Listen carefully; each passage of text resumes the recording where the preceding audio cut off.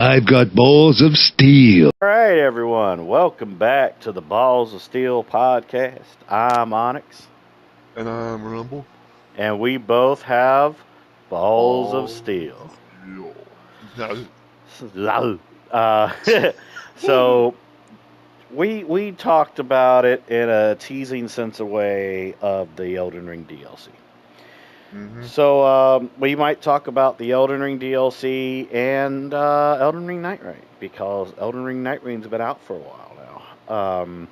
Pretty much, yeah. Yeah. So let's get to talking about this DLC. So, how to activate the DLC is you have to defeat Moog, and you also have to make sure that Radahn is defeated. And you go back to Moog's boss room, and you see someone just standing there, right beside the cocoon of Mikola, because before the DLC came out, Moog had a really bad name for himself. People called him Creepy Old Moog because he stole Mikola from the Erdtree, and he wanted to try to bring him back. Right. So yeah, we're greeted by Needle Knight Leda, and she tells us to touch the cocoon, touch the withered hand of the cocoon, and go help out the cause in the name of Mikola the Kind. And we're teleported, and we see the most beautiful sight ever. We see a tree that looks like it's slowly dying, and it's dripping some sap off of it. And it looks like there's a big veil around the whole tree that also becomes the sky. And both me and Rumble's first little side boss was in a mausoleum where we fought a knight of solitude. Yep. And he was hard as hell. Oh yeah. He had true balls of steel. And he kicked our ass. Now, me, I went into the DLC by myself while I helped out Rumble in his. So here's how we're going to go with this. There will be spoilers in this whole freaking thing. If you don't want spoilers to Shadow of the Erdtree, please go and watch one of our past episodes. You know, maybe you'll play Shadow of the Erdtree around that time, and you'll be able to maybe chime in the comments about your thoughts on it. Now, keep in mind, opinions are like assholes. Everyone has one. These are the points of views of one that is a veteran of Souls games, which is me, and one is my best friend, MrRumbleRoses, where he learned a lot of his Souls experience from me training him, and he has his own takes on things. So don't go being ass wipes in the comments. You know, of course, speak your mind, but understand that everybody has opinions. So, yeah. Yep. So, Rumble, with your scatterbrained mind, we're going to start with you, and you're going to take us down the pathway of MrRumbleRoses when he first started Shadows of the Erdtree.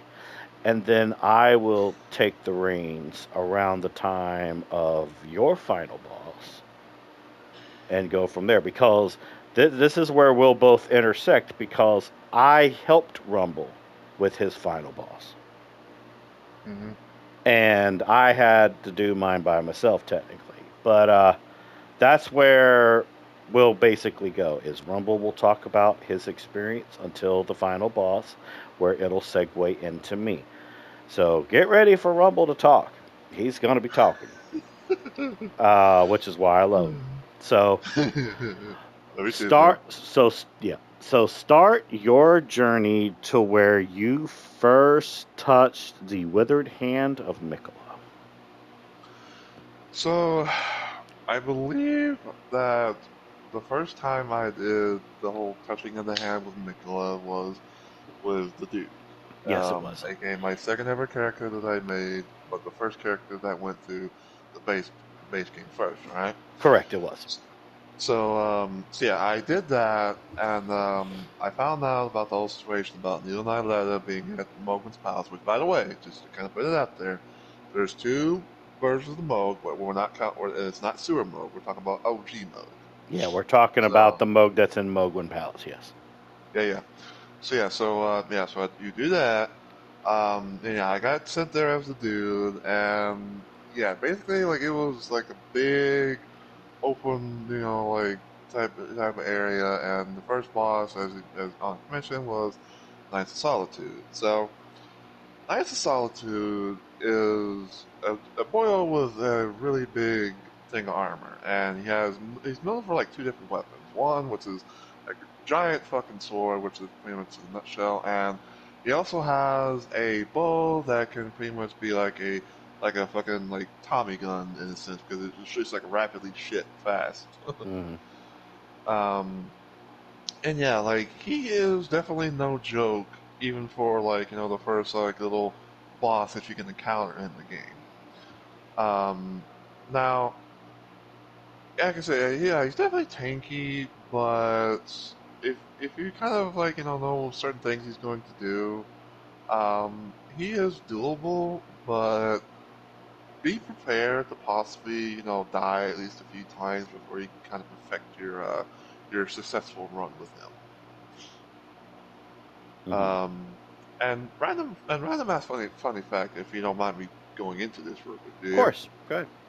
So I know that. So funny thing. So apparently, from what I can understand, if someone has, I want to say was like pre-ordered the DLC, you get a special little gesture. Yes, you get the Ring of Mikola. So basically, for just a random little thing. So if you know someone who has pre-ordered the DLC and everything, you can be able to summon them in, or whether you know them or not. And in some cases, if you defeat a boss, it doesn't matter who, you can be able to sometimes get that gesture if if you've had someone who did all that stuff I mentioned. Mm-hmm. And sometimes people would probably, I would say from my experience at least, if you want to do that quickly, go for that boss in particular. Yeah. So yeah. Now, please continue. Um, so well, upon defeating him, you get his whole armor set, which I've used a few times here and there. I think I have some of them on my Tarnish guy. Yeah, I love his Um, armor. I yeah, love his armor. So beautiful. yeah, he's not like too far into the game. He's pretty much early. It's like you kind of like I think it's like you go into the area, you go out in the open, you take like a long hard left and all that, and Mm-hmm. he'll be like the first little mini boss. He's not like an actual like boss of progression. Yeah, He's he's like a just side an boss. optional mini boss. Yeah. Yeah, but yeah, he's a little tanky. He's a little durable, but he can be taken down, especially if you know how to know when he's going to fire his rapid bow shooter. Mm.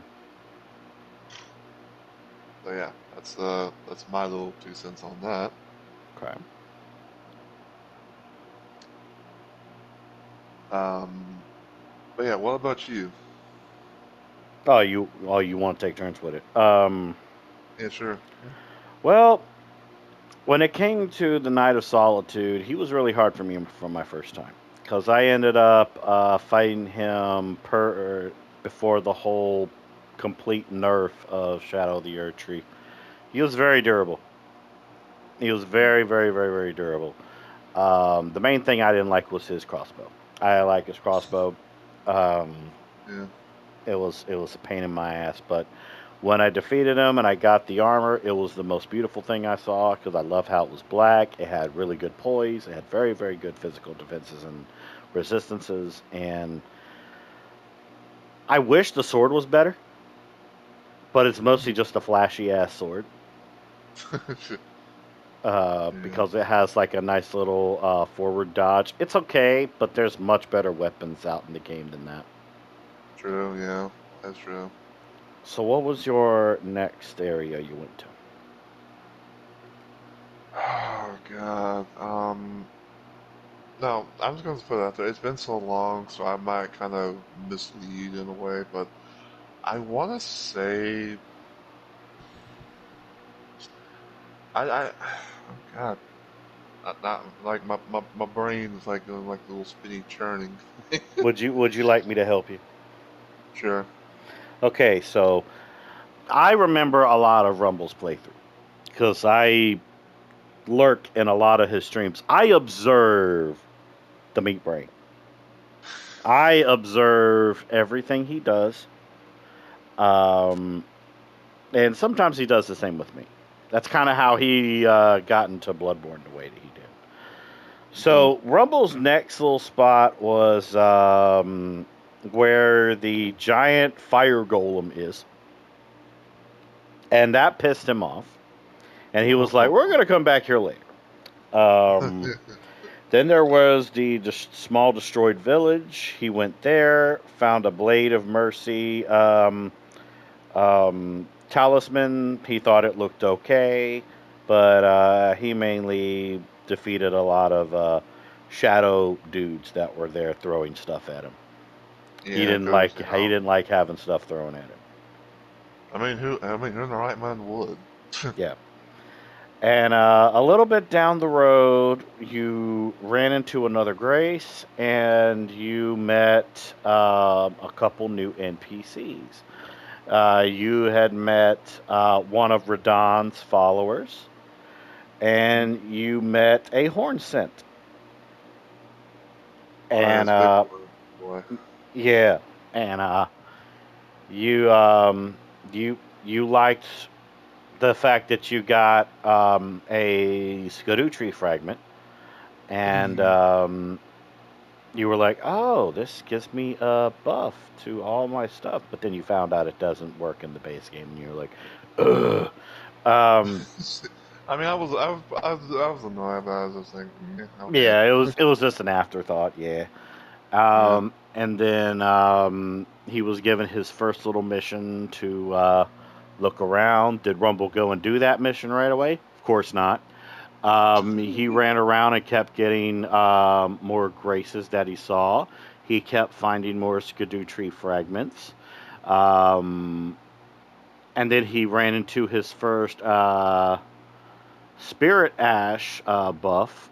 He thought that was pretty good because I think you had Tish with the dude, right? No, that Teach. The only person who has Teach is Pei. I It's had Mimic. Pagan. Okay. Yeah, for the dude, I have Mimic tier, and for Pei, she's basically Teach only Okay. for the most So part. yeah, you loved the fact that you got to buff your summon. Hmm. You like that. Um, I'd say your first legit boss. It wasn't the lion. The lion was your second boss. Um, and honestly, the only thing that really bothered you about the lion boss, though, was the whole whirlwind attack you would do because you hated being staggered. Yes. But, you know, the dude had a giant hammer, and Yep. he used it, and it made the fight almost a joke. Pretty much. I mean, like the dude is definitely, I think he can hold his own in most cases. But yeah, like if I could get like that, like a nice good hit, like I've had some moments where I've had bullshit back. Oh, yes, yes, yes, of course. Um, because when it came to the bosses, there was some that were very, very lackluster, and there was some that you literally just couldn't stand. But I think our both of our main enemies was literally just getting around. Yeah. We had issues getting around everywhere, and I mean we'll talk about that sooner or later. We're going to talk about the bosses here. We're going to talk about these bosses. So I mean, let me see. Your next boss. I'd say your next boss that you had, I believe, was Rolana. Your next boss was Rolana Oh, because yeah. you were going down the long bridge and you defeated a troll. You teabagged the troll. Um, you ended up getting a grace. You met your first Black Knight, and he had a giant hammer.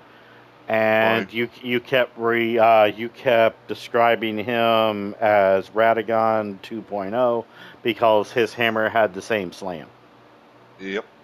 Um, you kept getting Erdtree fragments. Uh, you kept running into more fire golems. You kept wanting to give them the middle finger, and you kept running. Now, keep in mind, Yep. I'm cutting out a lot of the times that he died in this, but I'm not saying that they were really his fault. Rumble got kicked off of a lot of ledges in his first playthrough, and it was bullshit. Yes, Um, it was. and Berlana was one of his first brick walls because he had issues with Berlana because his mimic tier was not really responding right to her attacks. Um, his mimic tier kept dying in phase 2 when it came to the twin moons. Oh, Um, and he kept referring to it as flipping the pancake because it kept juggling him around like he was a pancake. oh yeah, Um, that is true. and that was rough, but you thought it was a cool fight. You thought it was cool. Hmm. Um, then there's where you went for Dancing Lion. You didn't like the fact that there was enemies that kept sniping you with faith spells. It was Yeah. frustrating the hell out of you. You got lost a couple times. Um, but then you found your way around. You first met Methbird. Yep. Hashtag Methbird. Gotta love those birds. Where they think that they're stone gargoyles, but then they drop down, try to peck you to death, and try to blow blue fire at you. Reminds you of the Deathrite birds a little bit, except they have an actual good skull. Um, Yeah. but yeah, he got to Dancing Lion. He had a good amount of Erdtree fragments from journeying around and getting lost to where the Dancing Lion, as his second boss, you got him your first time. I do remember that you got him your first time, but you almost didn't because of the lightning phase that it had. You didn't like the lightning phase sniping at you from long and distance range. Yeah, the fucking lightning round. Yep. And you laughed when you could get the lion head as something to wear on your head. Yeah, I mean, because Um, that thing's freaking huge. it was funny. Um, and yeah, you basically did that. Then this is where you kind of poked at me because you didn't know where to go after that. And I was like, I don't freaking know, Rumble. You're going to have to figure out where to go. Um, Yeah. because this was after my first playthrough where Rumble did his first playthrough. And I was still trying to learn where to freaking go. So you Yeah. kept exploring around. You kept getting lost. You kept finding Erdtree fragments, which was really cool. You also learned about the great jar that you could put on your head. One of the best freaking things ever. Um, and then somehow you ran into the putrescent knight, also known as the one that looks like a rip-off of Orphan of Kos on a horse. You died a lot to this boss, mainly because of the AoE blue fire. Right. See, now it's starting to come back to you now because I watched your shit. Um, Yeah. which, Yeah, by the that's like. way, if you ever want to watch some of his stuff, go subscribe to his YouTube channel. He'll love you for it. Um, but yeah, the Putrescent Knight got to you because of the flame AOE that he did, and his cleaver, because he could throw his cleaver and it always caught you every time. I'd say Right. it took you about 5 attempts to deal with the Putrescent Knight, And then you found Saint Trina. You were like, "Oh, why are you sad?" Um, and then you drank the nectar. You instantly died. You cursed Miyazaki, which I did too because I didn't know. And you were like, "I'll come back here later. Fuck you, bitch." And then I'm trying to think. You kept getting lost in a lot of the cathedral-looking places. Which don't worry, we will get deeper into like the map layouts. We got a lot to say about that. Oh yeah. And then you ended up running into the Saint of the Bud. You instantly called her a Quelaag knockoff from Dark Souls 1.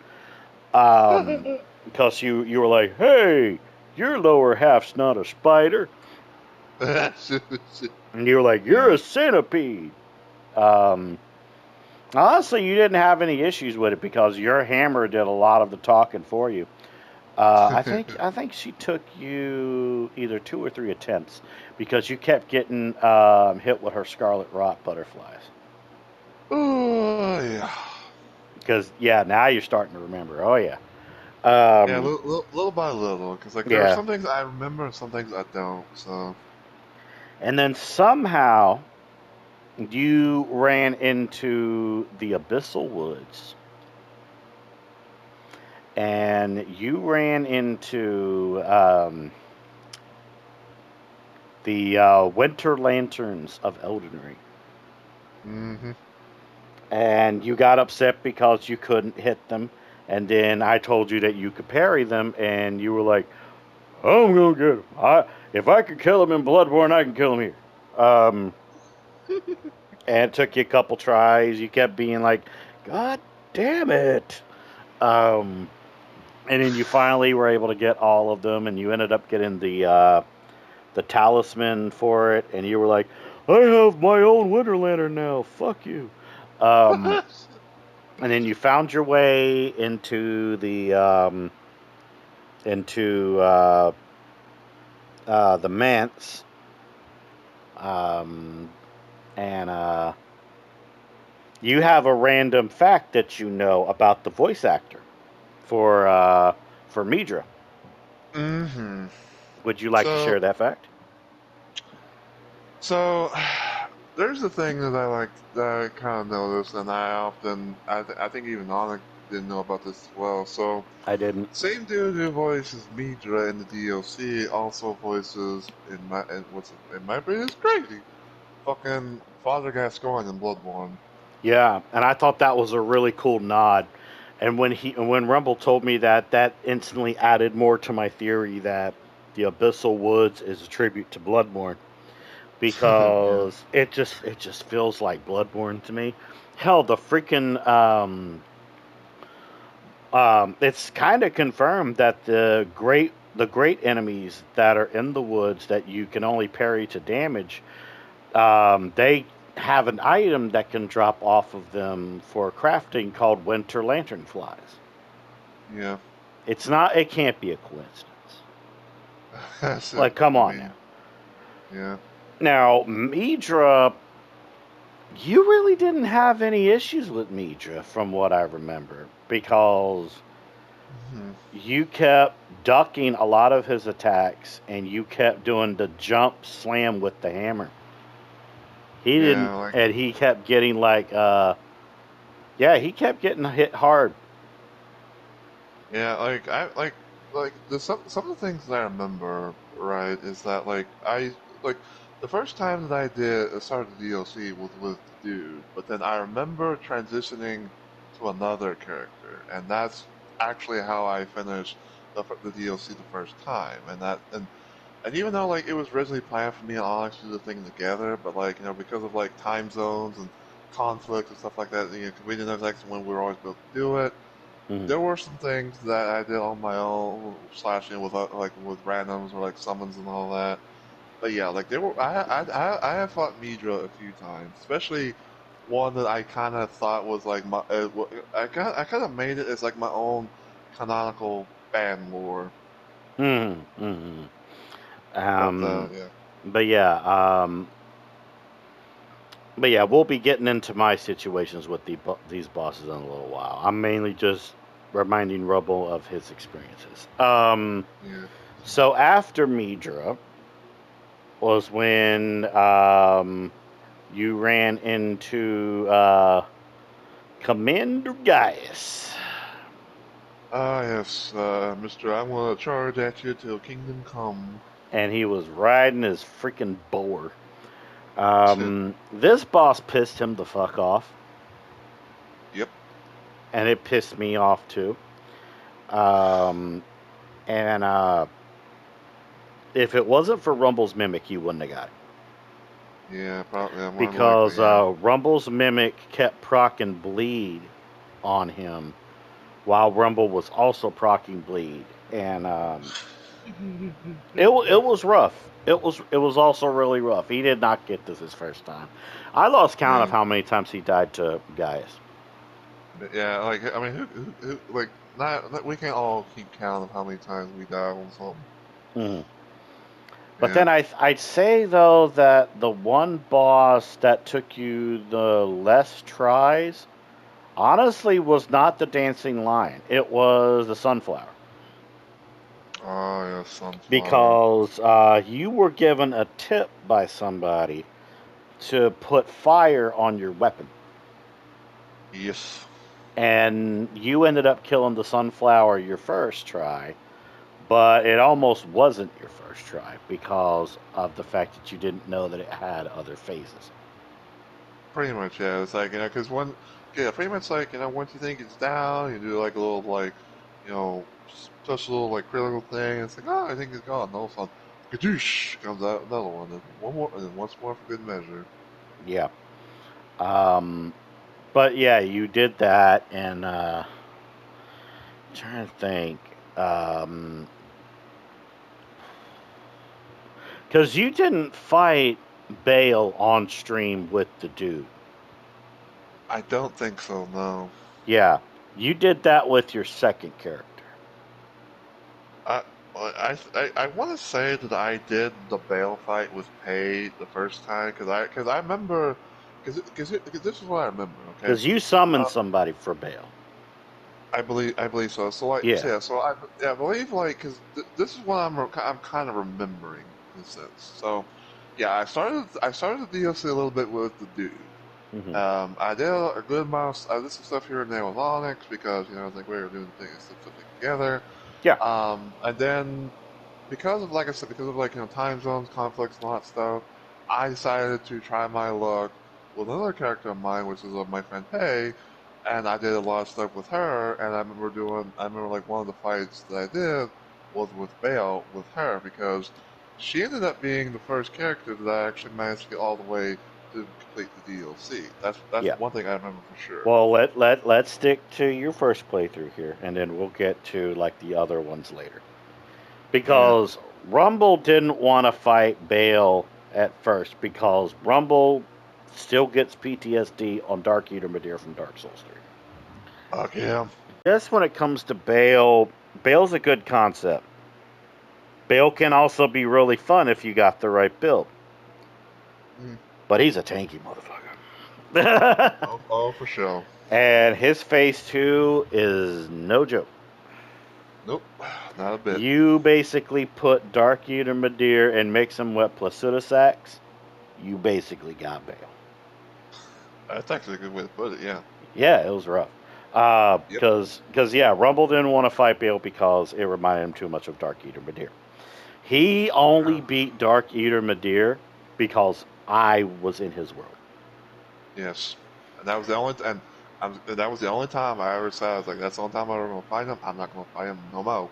Yeah, because I told Rumble that if he beat Dark Eater Madeira, he could use he could use the soul of Dark Eater Madeira to get the spell, Yep. and I would give him the katana, and that's what I did. Yep. I gave him Yep. the katana. Because yeah, Rumble's only fought Bale once. I mean, not Bale. Well, yeah, you only fought Bale technically once, but he only fought Dark Eater Madeira once. Yeah. It's Yeah, it's kind of ironic, isn't it? you say so. Yeah. Now, let's see. The next boss that you fought was Midra. No, not Midra. Metter.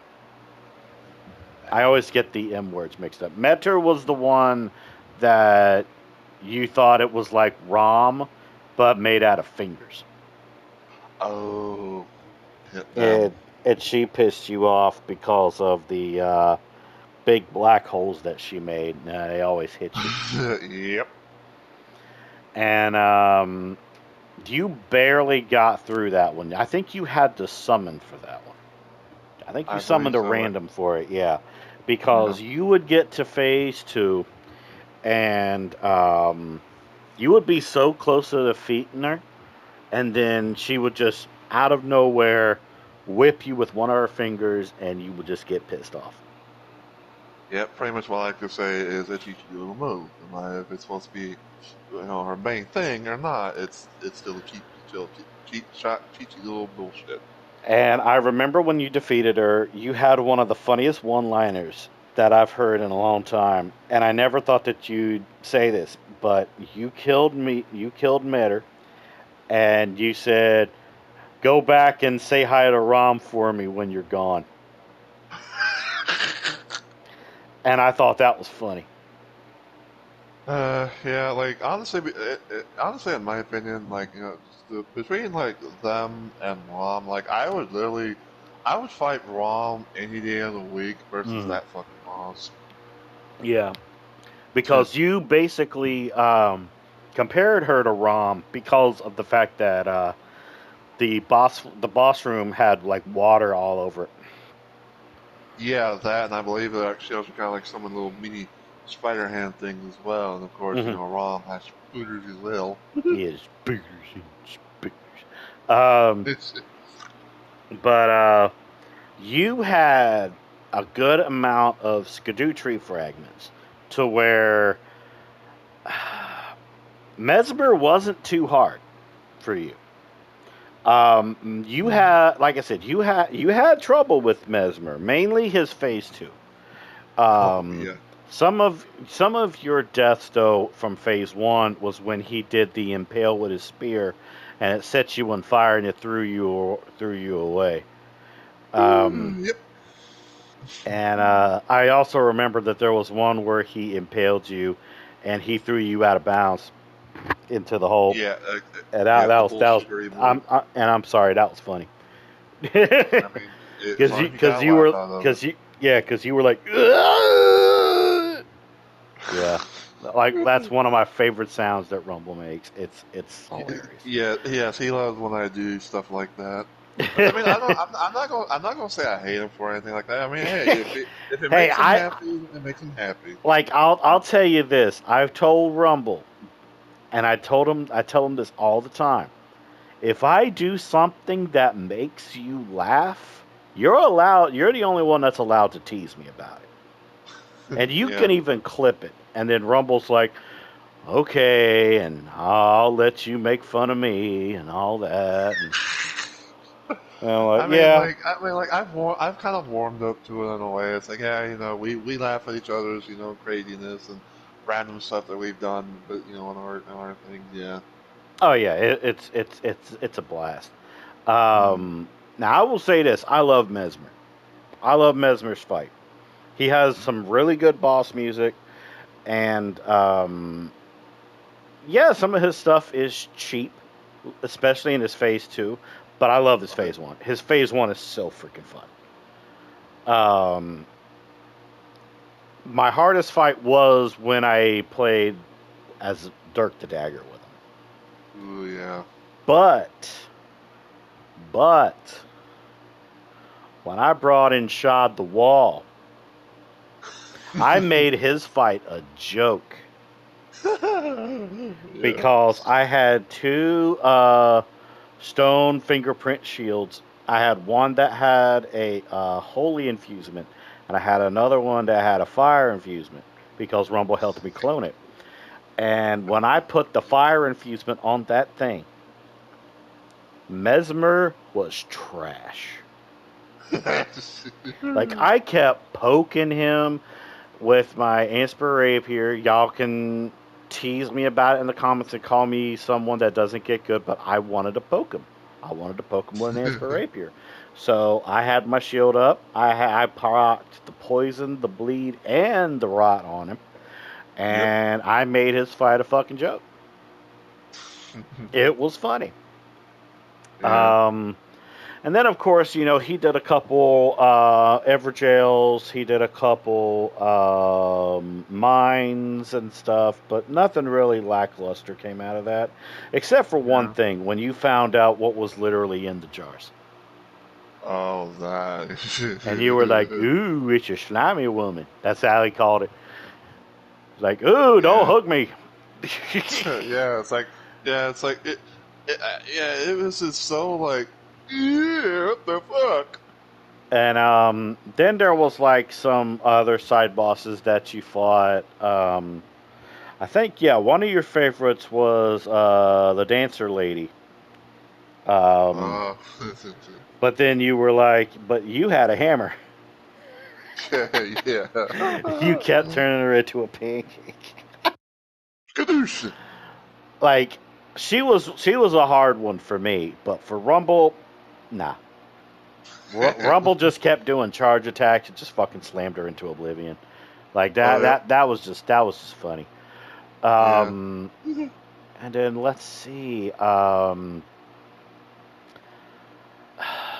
Like I said, there was a lot of other like little side bosses. I know Jory pissed you off. He was the boss that was before going into the Abyssal Woods, and you kept calling him a spammy boy. Yep, he was too. And funny enough, a lot of the hardest enemies could be considered harder than the bosses. The Horned Knights were the ones that pissed off Rumble because their aggro was so long that they would follow him to like other sides of the fucking map, and he would have to try and find a grace so he could reset them and stuff because it got crazy. It just plain got crazy, man. Like, very. Very much so, yeah. Let me see. Trying to think about the quests that you did. Now, I know that you did Ansbach's quest. And you thought Ansbach's quest was pretty decent. Because it wasn't exactly hard. Also, I know that you love the Dancer of Rena's swords as well when you defeated her with the dude. You wanted to give those to Pagan. But I think when you found out that Freya, which of course is Radahn's follower, I didn't use her name before because it kind of slipped my mind, but now I remember her name was Freya. You thought it was interesting that Freya's quest line was a bit tied to Ansbach. Yeah, because it seemed like it kind of seemed like it was like a common goal, but with their own side agendas, if you will. I think. Yeah. I do know that you thought the Rakshasa fight was interesting. The one with the giant bloody katana and had the red armor that reminded you of Kanehurst armor from Bloodborne. Oh yeah, Mr. Weed Cutter himself, I believe. Yeah. I love the fact that she was put in the game. She was put in a mausoleum. Now there is a couple bosses that I felt were lackluster, and I feel that they kind of half-assed some of the DLC, but we'll be getting into that soon. I remember when you fought Dane for the first time. Oh, dang. And Dane was like, "I'm gonna punch you," and Rumble was like, "Here, let me introduce you to my hammer," and you killed Dane in like 2 hits. Also, by the way, it just came back to my brain. The throwing daggers that you talked about when we were talking about Malekith, those are called the Claws of Yeah. Night. Yes. Yes. Thank you. It just it yeah, it just came back to me there. Yeah. Um, I kind of dig those weapons, honestly. oh yeah, yeah, yeah. They're very very fun. Um, I'm trying to think though. Let me see.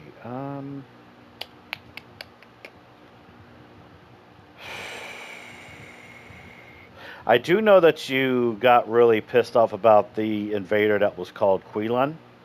He was the guy that Sure. had the little bowl haircut, and he had that thrusting sword that was like a spear too.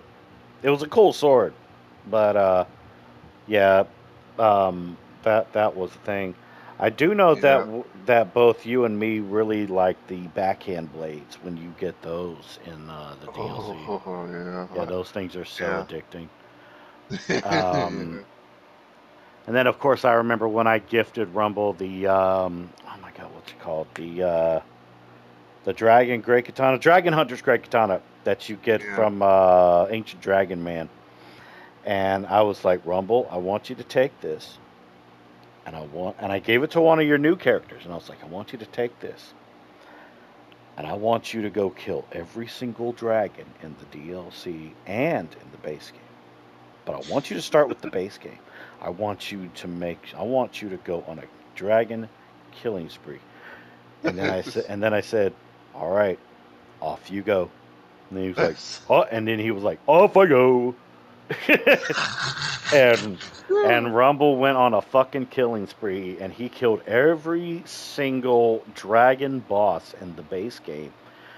And then he hasn't completed it in the DLC yet, but everything in his base game for one of his characters is dead. All the freaking dragons are just freaking dead. Yep. And then that will segue into my experiences with the DLC, because we're not going to talk about the final boss just yet. Yeah, we'll save them Um, for later. yeah, we're going to save them for much later.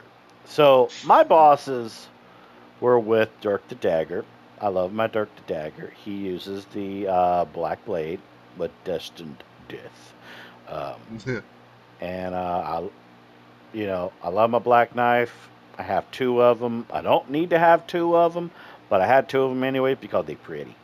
They're Yeah. just really freaking pretty. I love my Dirk the Dagger. I made him so damn strong from the DLC that anything in the base game cannot even stand him. I love my Dirk the Dagger, and I'm always going to love my boy. He's my boy. I love him to death. He's like the embodiment of me. Like, I love it. Um, Now, when it came to my bosses, so my first boss that I fought with Dirk was the lion. The lion was rough because I didn't have enough Erdtree fragments. He took me a good 5 or 6 tries, but I ended up killing him. And then that's where I got a tip from my boy, actor Michael Merchant. Big shout out to that amazing man. Best independent actor in the world and saltiest gamer. Um, he told me to go searching for Erdtree fragments. I didn't know what the fuck he was talking about. I kept saying, okay, 122 skidoo. I didn't know what the fuck a skidoo was. I thought he was losing his damn mind. I'm like, what? I kept telling him in my chat. I was like, what the fuck is a skidoo? Like, what the fuck is that? And he's like, I don't know. I didn't write the damn game. And I'm like, did I say that you were foot loving Hidetaka Miyazaki? No.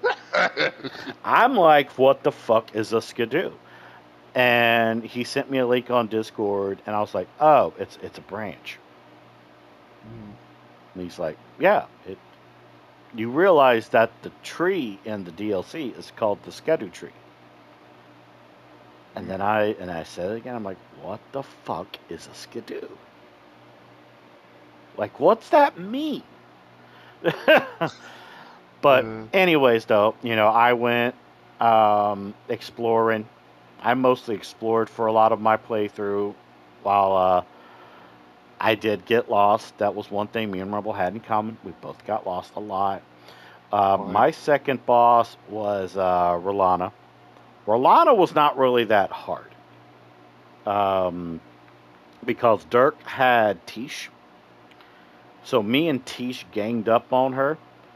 Now, in phase 2, Tish died. And then I was like, you killed my wife. And I absolutely murdered her. I think she took me like maybe 2, 3 attempts. So it wasn't that many. Then I went exploring. And exploring and exploring.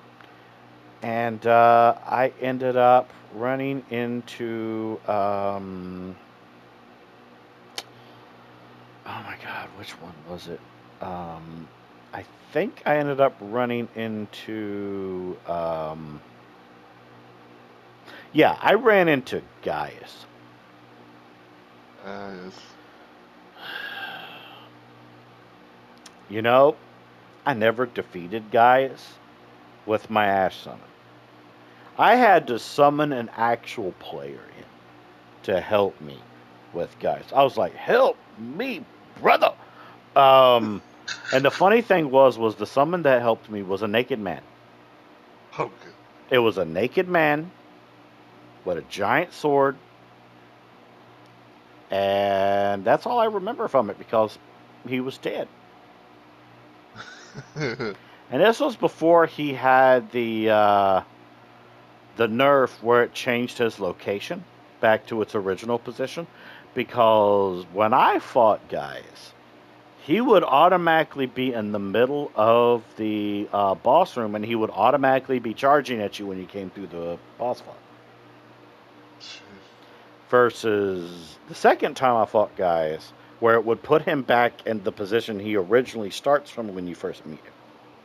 Which, that did make things a little bit more bearable, but I still hated Gaius. I hate that damn boar. That boar can go to hell and die. I hate it. Turn it into some aged ass bacon. Then there was the Sunflower. I had no issues with the Sunflower because the Black Blade was long distance. I had no issues with it, to be fair. I just didn't. There's not much I can really say about the Sunflower. Yeah. Putrescent, I did decent damage, but I kept wishing that I had the Blade of Calling. Because I did find out that the Blade of Calling did holy damage, and the Putrescent Knight was weak to holy damage. But the Black Blade did do a good job. It took me 2 attempts on Putrescent. Nice. Because I was able to dodge his blue fire with the art of the Black Blade, because it would lift me in the air. Yep. And I loved that. Then, out of being lost for so long, I ended up running into the Saint of the Bud. And, yeah, she didn't last long. Because, like I said, the Black Blade would lift me up into the air. And I just kept attacking her torso. I kept pretending like she was Quelaag from Dark Souls 1. I just kept attacking the fucking torso, and she didn't last long. But then I ran into the Abyssal Woods. We're not going to talk about Jory, because Jory pisses me off. He is the boss that leads to the Abyssal Woods. We don't talk about Jory. Who We cares don't about talk. me anyway? Yeah. I loved the Abyssal Woods. I loved it. Was it fair that the Winter Lanterns kept killing me? No. I hated that shit. But when I learned how to parry those fuckers, their ass became grass. And Midra is my favorite boss. Because I love the music. Midra plays like a Bloodborne boss. And doesn't surprise me when Rumble told me that the freaking boss voice is Gascoigne from Bloodborne. Yep. Blew my damn mind.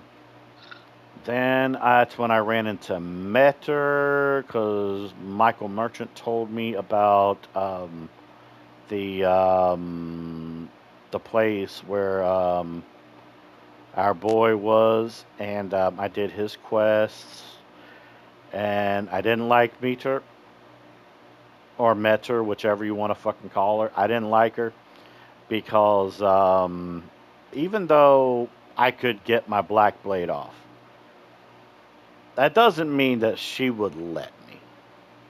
So, My main issue with her, aside from her phase 2 transformation, was the fact that she just kept moving everywhere.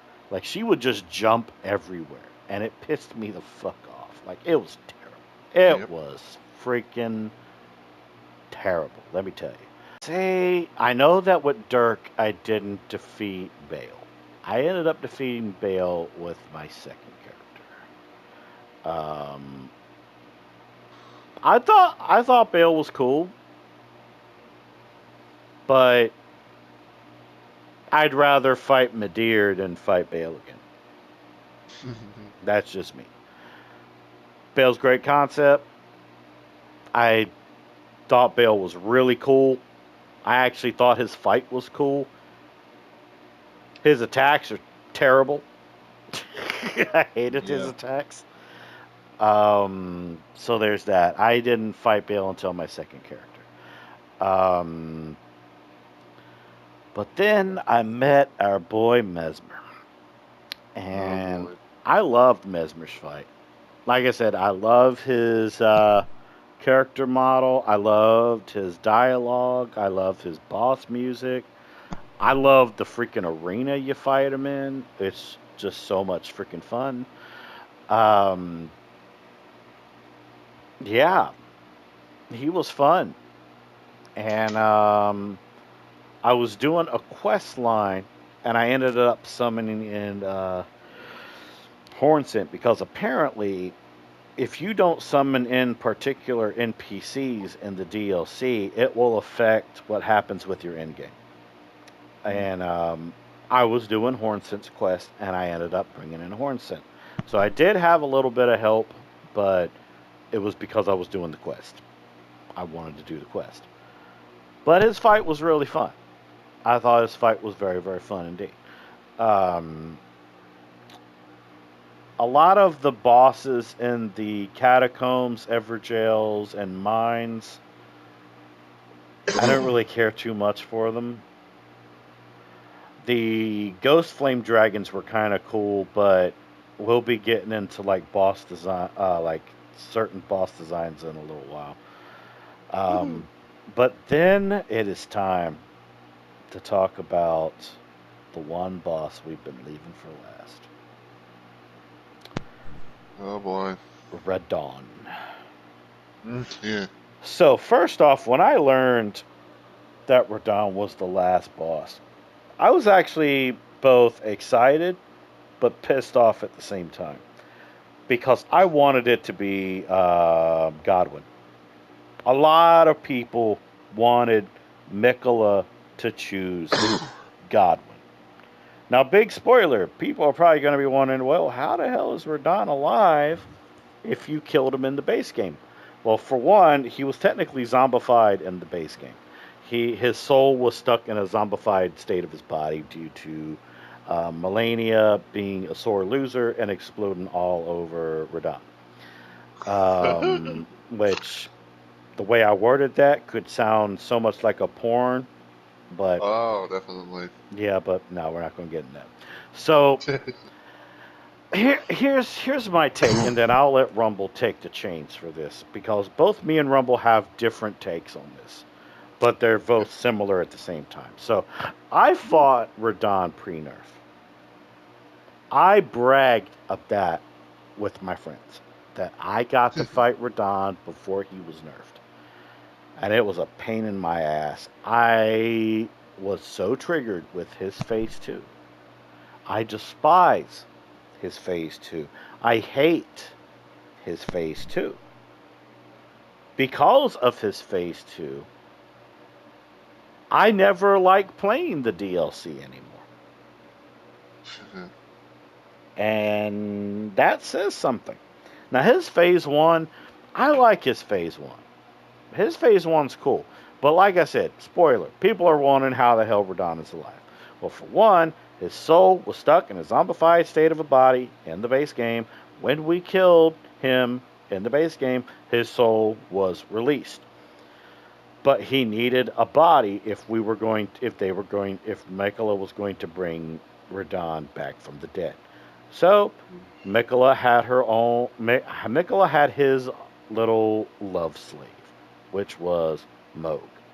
Problem is, Michaela was stuck in the Erdtree, so all the stuff that we said about Moog being a creepy bastard was all wrong.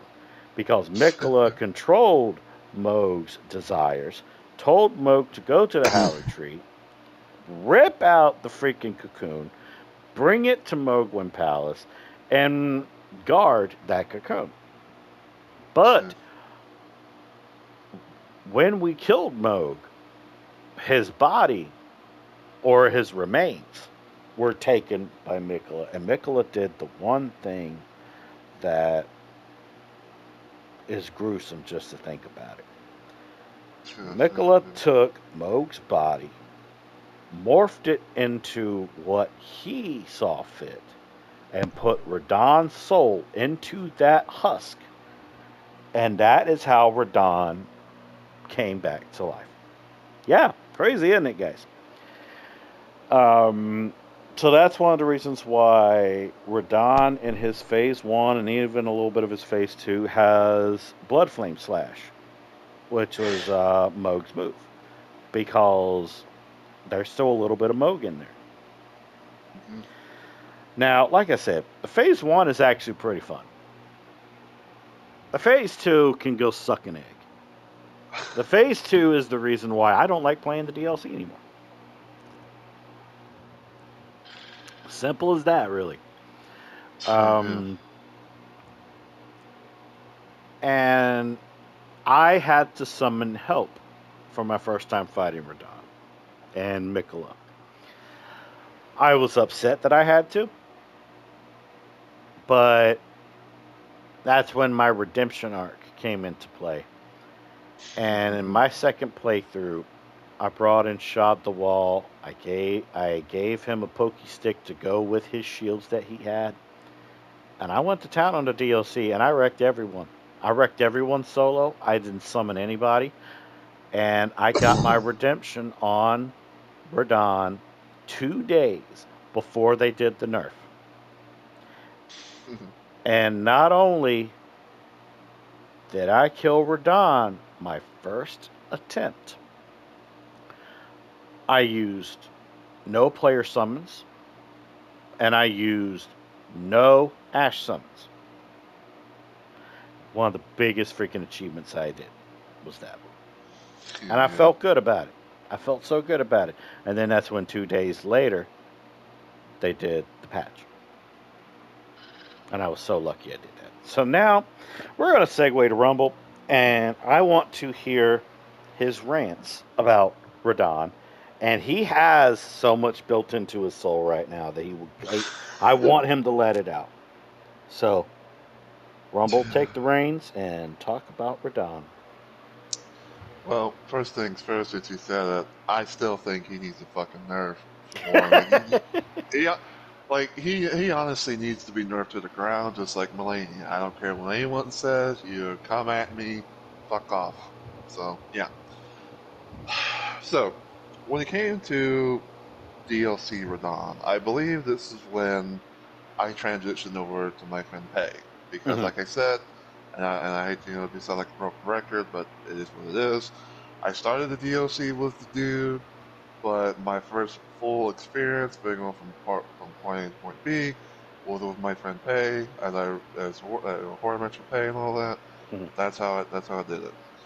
So when it came to my first experience and all that, I believe for the most part that I had summoned someone. I can't remember if it was like an actual person or if it was one of like the NPCs. I want to say it was like that, that one dude, who was like with Moog and all that.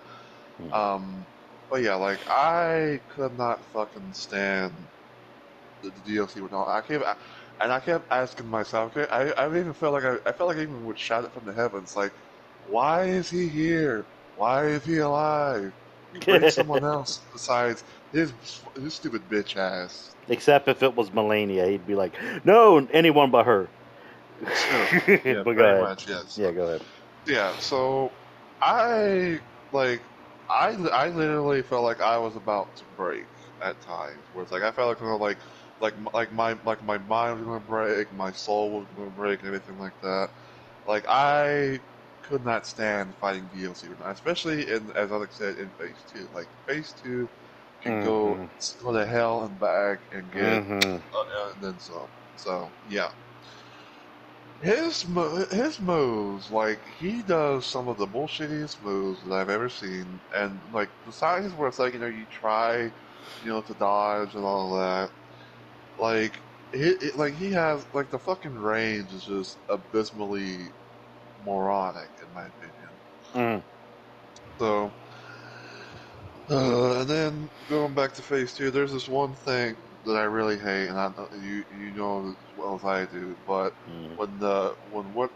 when you get grabbed and you pretty much do that like that little pose because you've lost all your health and like you like heartbroken and all that. Heart Like stolen, yeah. It, basically, Mikola has Radon grab you and speaks little sweet things in your ear, and it yeah. automatically makes it to where you bow down to Mikola, you have your heart stolen, you get a new gesture, and then you have to fight them again from phase one. Yeah, and I think like what happens is like you do it once, you gotta think over your head, do it again. That's when it happens. But yeah, like I played as my friend Pay because, and I don't mind really talking about this because I did what she kind of considered as a fan run, and I had she was the one character that I had like multiple story and stuff with. But yeah, I played and beat the game with her, and I had some help, and I just think to this day that he needs to be nerfed to the ground, no matter what anyone says of me and my integrity or whatever the fuck you want to call it. Like I hate fighting. I would rather fight base game Radon any day than his Mm. DLC bitch ass. Now, the reason why I had me and Rumble's story segue to Radon is because I helped Rumble beat Radon. You know, And I brought in the wall. yeah, And even though it was harder with the wall, we got them together. yeah.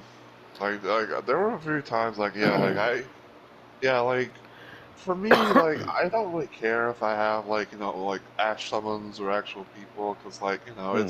it's more of a friendly cooperative experience to do it like that. And so I mean you can do it solo fine. There's no arguing. There's nothing wrong with that whatever. But like most of the time, I have known to be fighting some bosses, especially like in like the DLC for a lot with someone in some sort of way. Hmm. Indeed. Yeah, and yeah, like I didn't really get to experience what it was like to fight Radon, like DLC Radon, before the nerfs, so I didn't really get to, say much with that. But like, I still think to this day, he needs a nerf. No ifs, ands, or buts about it. All right. Now, to end things off, we're not going to have enough time to talk about Night Rain. It's all good. That's fine. Excuse me. Had a bit of a sneeze there. Had to take off my headset. Here's how we're going to end things off. Okay. We're going to give our own little review with a letter grade and a number grade. Now, my thoughts on Shadow of the Erdtree has changed a lot since I've done research. Um, so I'm going to do mine first, and Mhm. then we'll segue into Rumble. So first things first, they cut out a lot of stuff that was going to be in the DLC. I didn't like that they do that. I don't like the fact that a lot of the stuff that they cut out of the game are very creative things. And I do think that they kind of half-assed the DLC because of it. Some of the bosses are very creative. Some of the bosses, though, can suck an egg. Now there is open world bosses, and we're going to talk about those right now because I've been stalling about it. A lot of the bosses that are open world basically feel copy paste to me. You know how many dragons are in the DLC? Too damn many. And the thing is, some of them, like the Ghost Flame Dragon, those are cool. But then there's the ones that are basically just dragons from the base game. That also includes like the Ancient Dragon, which is basically just Lanisax all over again. I didn't like that. Both me and Rumble have this one thing to say as well. The DLC is one of the hardest areas to know where you're going. Oh, yeah. Because each area is stacked on top of another area, and stacked on top of another area, and stacked onto another area.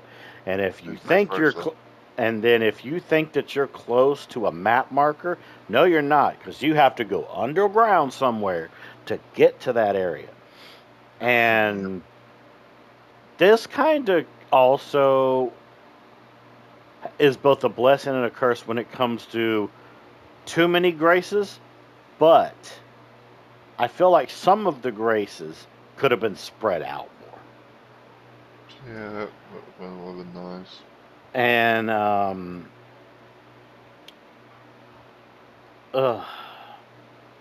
still to this day, I have not gotten every single item in the DLC because it's so hard to navigate it.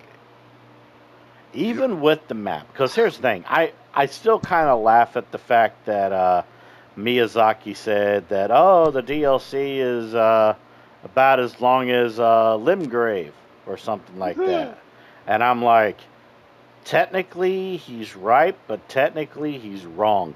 If you take all the under areas that are stacked on top of each other and you put it all side by side, it's basically a sequel to Elden Ring. It's a big ass map. Yep. And there's a lot of like quests that really you don't have much of a hint toward, but they're just there. It's almost as if there was cut content that were supposed to hint at certain quests. Like, for example, the Sword of Light and the Sword of Dark. You just find this random ass stone shield. Not shield. Stone sword. In this one area where there's a fire golem. And you have to literally look up online where to go to change this sword to either dark or light. Are they cool weapons? Oh yeah, they're amazing. They're amazing weapons. But they're also not the strongest weapons that you can find. True. I also kind of feel like a lot of the boss weapons in the Remembrances were very lackluster. Like, a boss weapon that kicked your ass. If you try to use it as well, it's not very legendary to me. The only closest thing to a very good boss weapon would probably be a bit of a tie between Mesmer's spear and Rolana's twin swords. Those two are really cool. Midra's weapon is good against invaders. The sunflower its head's basically a hammer. Gaius's sword spear though is really cool. I like the Ash of War on it, the gravity spin. That one's cool. Metra can get either a new staff or one of its giant fingers can be a hammer. The cleaver for the putrescent knight is just a freaking cleaver. Radon has 3 weapons. One of those being a spell, light the lights of Miquella, or whatever the fuck it's called.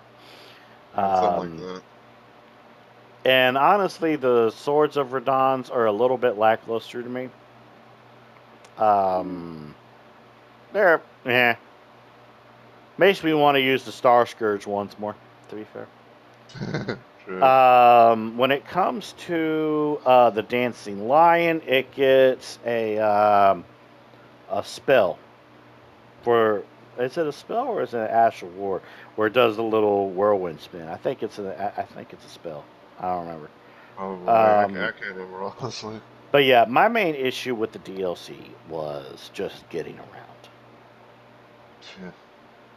Like, even still to this day, I haven't found every single item in the game. And I don't mind keeping it that way. So, in terms of number grade,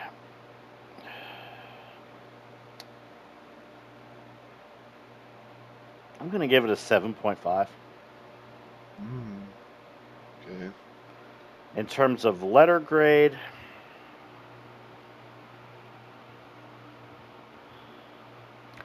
it's a C. I'm going to tell you why. I've played better DLCs than Shadow of the Erdtree. For one, the Old Hunters DLC from Bloodborne, amazing. Yeah. Of course, not counting Orphan of Cause and Lawrence. Yeah, cause fuck But it's a great DLC. Of course, I'd say the Ring City DLC is also a good one for Dark Souls 3. Like I said, it has some stuff that I don't like, of course, but yeah. Then there's the Artorias DLC for Dark Souls 1, which is a really, really fun one as well. In my opinion, though, I don't think that there is a DLC that's past A tier for me with FromSoft. The closest would probably be Old Hunters, but it's like the highest A. Like I said, I don't like Orphan of Cause. I don't like Lawrence. If I liked Orphan of Cause and Lawrence, it would be S tier. When it comes to the Artorias DLC, I don't like Manus.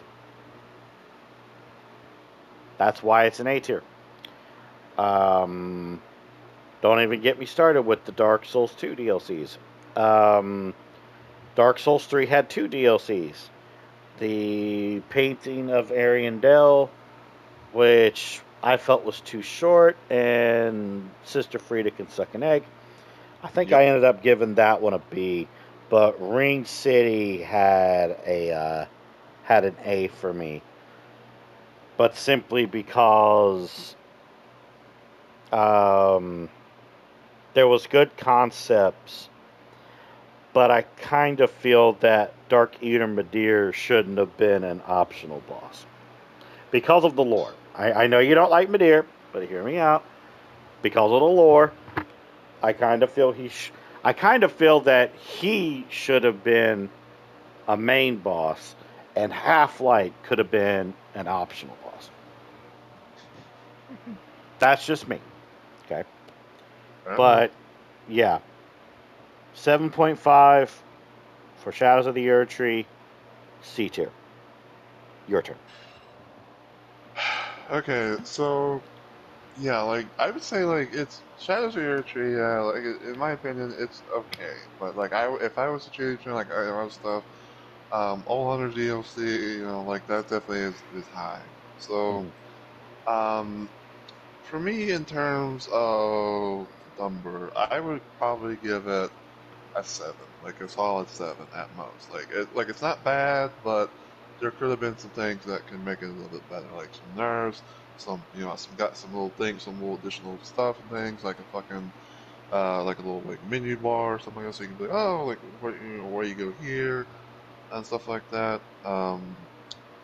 I only really play the DLC mainly these days. It's like a way to try and help people out in their world, since I've done majority of, if not all, the shit that you can be able to do in that game, and for base DLC.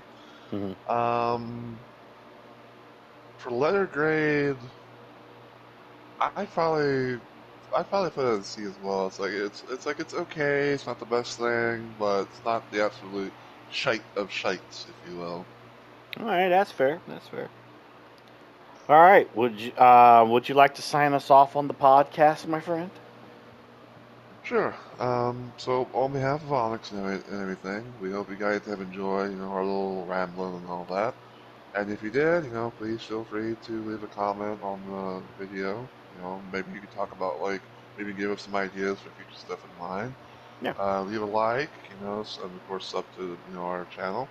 And of course, check out our stuff individually, because we have our own YouTubes and have our own Twitches. We do our little things here and there, stuff like that. And until we see y'all in the next video, live stream, or even podcast for that matter, we hope you all have a good week, weekend, and please stay safe out there, everyone.